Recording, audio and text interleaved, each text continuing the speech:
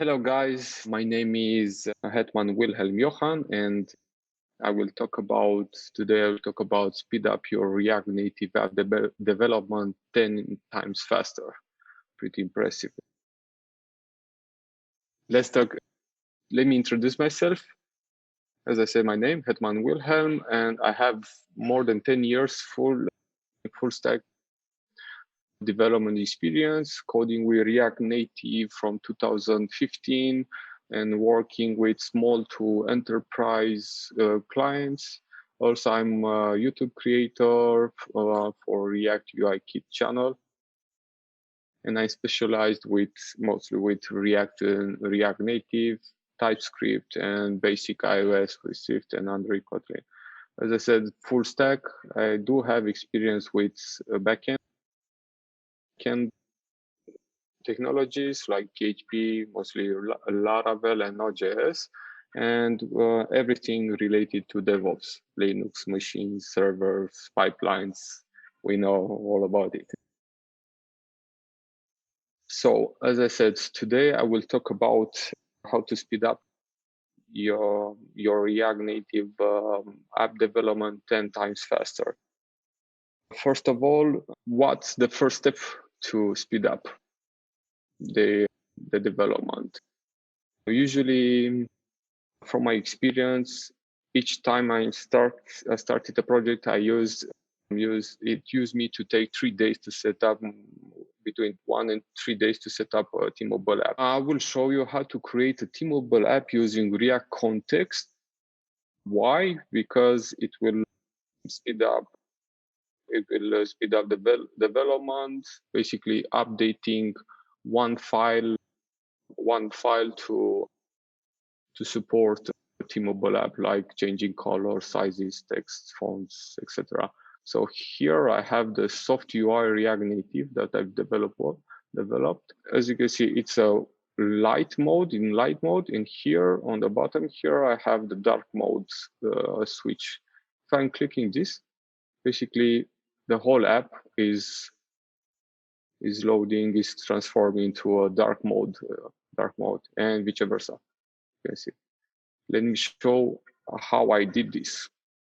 So let's use theme. Use theme. I created a custom hook. Use theme. It's called. It's custom made. I mean, everything here in the app is done from scratch. I've created a text theme context, which receives the theme by default, the light mode, and method to set the theme. And the provider, which accepts the children theme also, and the set theme provider here. And this part here basically is the hook, which is connected to the context using the theme content, the theme React use context hook. So in 26 lines of code, I've basically done the themable part. But the most important one is the theme. So here I open the light theme, which is basically a file with a lot of constants for colors, gradients, sizes, spacing, and the theme here. I do have a common theme that basically what does it do? It provides us with assets, icons, for example, a lot of our files here, icons, fonts, weights, font weight, and so on. Back to the light. Why is so important? Are you asking why does this is so important? Basically, the theme, how I use it, for example, in the home screen, I'm using it like this to access everything that I need in that light theme or dark theme, from the assets, which is basically all the assets, the colors, etc. For example, this one, this component has a property that accepts the color card or the text. Or is it text here? By default, the text has this color. And let's switch to light mode. And if we change it to maybe red, basically the app, every text that doesn't have a color property to change it individually receives this text here. So this color, sorry. So if I'm changing to the dark mode, switch to the dark mode. Dark mode has the white color. So why are you thinking why does this sorry, revert this. Why does this is this important? It does support, it adds support for white labeling. So basically creating multiple apps with different colors, different themes, like doing an app and then after a couple of months, we need the startup is rebranding, we need to change everything. We just use basically this constants here to change all the colors or the sizes or the fonts, whatever we need, the components in a matter of minutes, just from one single file. Also, for us developers, this will reduce the time for the updates and also for the feedback received from maybe from the QA team or from the business management. Yeah, that's this part, one of many parts for this development, this speed up development. So another aspect on this is to speed up the development is structuring the app, how to structure the React Native apps to be scalable. For example, from small apps like a startup, like a map, a simple map or simple app, to an enterprise level where we have like more than 100 screens per app or components and so on. From my perspective, this is basically complex from the scaling part, how to scale your app in a way that basically support unlimited screens or components. How I done this is using a naming convention, mostly combined from mobile to web, like creating a source, everything in the source folder. We include like the assets, fonts, icons, images. Here we have the Open Sans custom font, and then we have the icons, all the icons on the app, the notification basket, search, etc. And then we have the images, like this part here. Images here, usually I use them for the mocking purpose and showcasing the app. But we can add default images, avatar, and so on. So next one will be the components. The components are the core part of the app. Basically, we are reusing components in a way that we write less code and speed up everything in the development process. And the next part is the constants. As you saw on previous slide, we have the themes here: the dark, the light, the regex. Have some rules here for the regex, and then the common theme. Translations, I will talk about later about translations, and then the types, the TypeScript types for the components, themes, etc. Important ones are the hooks, custom hooks. Use theme, presented. Use data. Use data is mostly used for mocking everything here, but it can be pretty much updated to add whatever we want, like API data, Firebase, whatever data we have in a backend. And then the navigation part, I'm using React navigation for this. I have like a couple of screens here for this. And then stacking, doing a stack for navigator for each screen. And then in the menu part is the drawable menu. This is the drawable menu. Basically, we have an animation here. That's what it does, is scaling the screens here, the stack screens. And then the screens. Here, the screens, basically, we have everything from about, from home, extras, whatever, all the screens that the UI design has provided. Yeah, so I was thinking what else is to be scaled on, because we already have the structure and we can create simple to complex apps using this structure. Pretty much easy to, okay, let's see, screens, or everything in the screens can be found easily, and maybe the components, a block, or the text, pretty much super easy to find. And then an important thing here, and I will discuss later on, is a custom property name ID. The ID here is basically generating the component test ID or accessibility ID based on the platform. For example, for Android, we have the accessibility ID, and for iOS, we have the test ID. What is this about? For why we should implement this? Basically add support to the QA team, the testing team, to create automated testing using, for example, Appium software.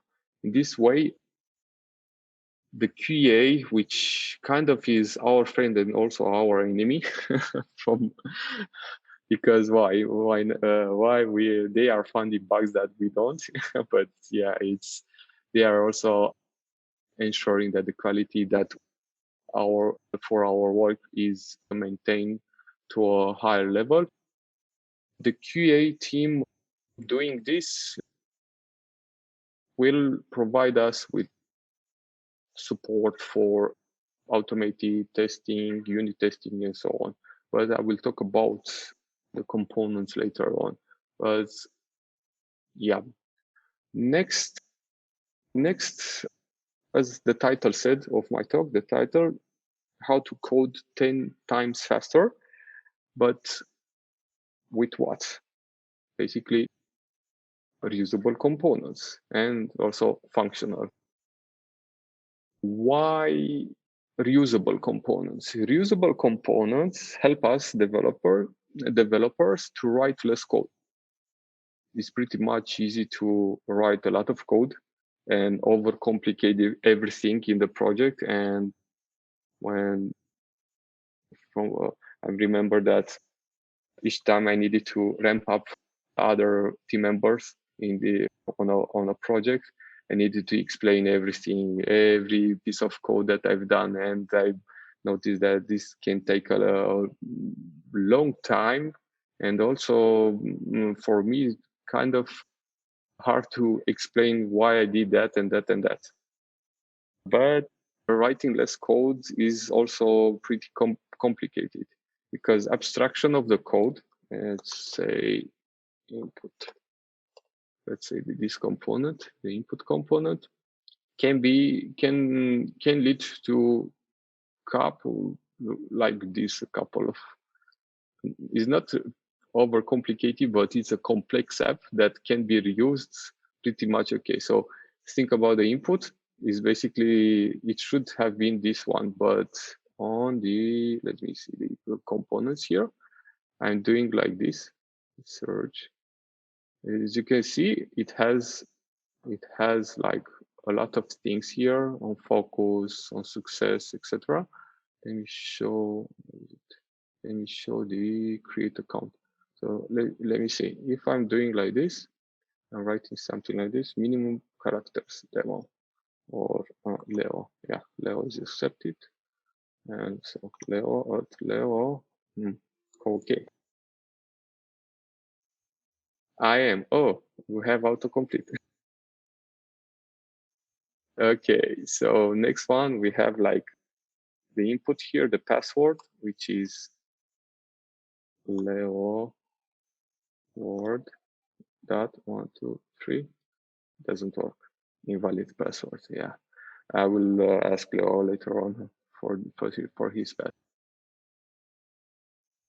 Okay, so as you can see here, we have this part here, and on type, the input basically will show if it's valid or invalid. And then if we are doing like this, then it's valid. So a complex component that can be reused pretty much. Let me show login.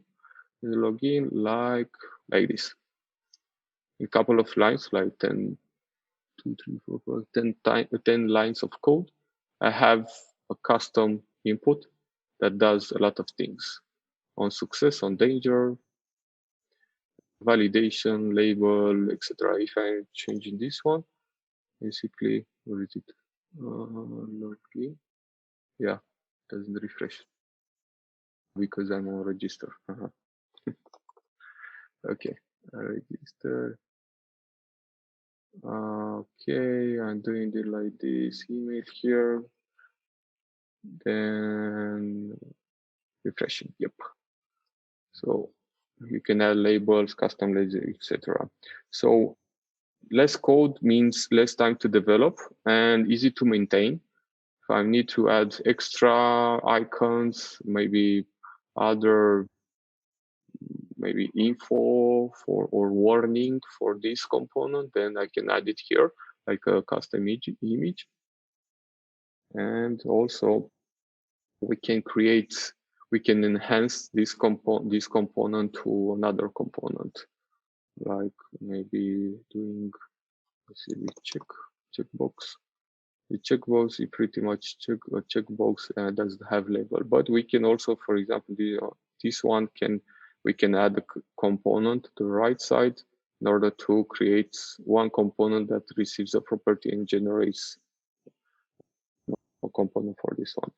In this way, writing code, for example, the login screen has like 229 lines of code. As you can see, I didn't use style component here. Style sheet from React Native. Everything is done in line, but using the style sheet flatten in order to use this to add it here in line. The performance pretty much good. As you can see, this app it's not a small app, but not a big complex app. It's quite okay on for his size. And I'm using for performance. I'm using React Memo because the component receives a lot of properties and can be changed. As you can see, this one, the demo, and maybe receives the properties here, the danger, the danger color, or maybe the success, and each time it will render this one. Okay, that's the importance in here. Okay, that's the how to speed up this one. From experience, I'm pretty sure it helped me a lot. Another thing that I will show you right now is the how to add something that can be pretty much important. I do have a question. Do you know the worldwide biggest problem? Basically, we don't speak the same language. So for that, I will show you how I fix it. Let me show you. I created and implemented a translation library for the app to use one app for everyone that speaks different language. So for that, I created use translation hook. What does this do? So it's pretty much similar to use theme hook. A context, a provider that is using the library, the E11 and translation library, and it loads translation files like JSON files. For example, here I have English and French. Arthur will be happy to to see that I have a French translation for. For example, no, sorry, English first. I have an option in the settings screen here, language, English or French. Let's see. Can I switching this? So in one touch click, I've changed the app, basically translated the app instantly. And like everything, the components, the profiles, even the home research, this one. Then articles, notifications, everything in one click. How I did this is pretty simple, using a local state inside the hook, and with the magic of E11 and translation library, I've set up something like locale for the app, and then the translation files from here. English, French, even you can add unlimited translations on this one. But from my experience, I've translated this one. Took me quite a while to translate into French, and also at the same time to basically the translation from English to French didn't fit in the button or in the in the text in the cards, and I needed to find an alternative for that. So let me show you how I did this. For example, a soft UI. Soft UI may be Leo UI. Leo UI is in English. So if you translate this one in, so Leo UI React Native, pretty much is done. Leo, I have an app for you. Next one, let me see. Also, you can change, for example, this part here is for the menu, and let me show you how the French looks like identically. We have the keys here, the app details, for example, or the about or visit, and then you need only to translate this one. You can host these files, JSON files, wherever you want. I think they have like a couple of kilobytes, 1, 2, 3 kilobytes. It doesn't affect the app performance on this one, but yeah. And how I use it, let me show you on the home pretty quickly. So importing the hook, and I have the T function. They also have the translate function, but T is the short version for translate function. And how you use it, T common search, for example. Okay, so we know that on common object, we have this key search. And if we are going to the English, common search here, search find. We're doing find, CTC find is change, or search something.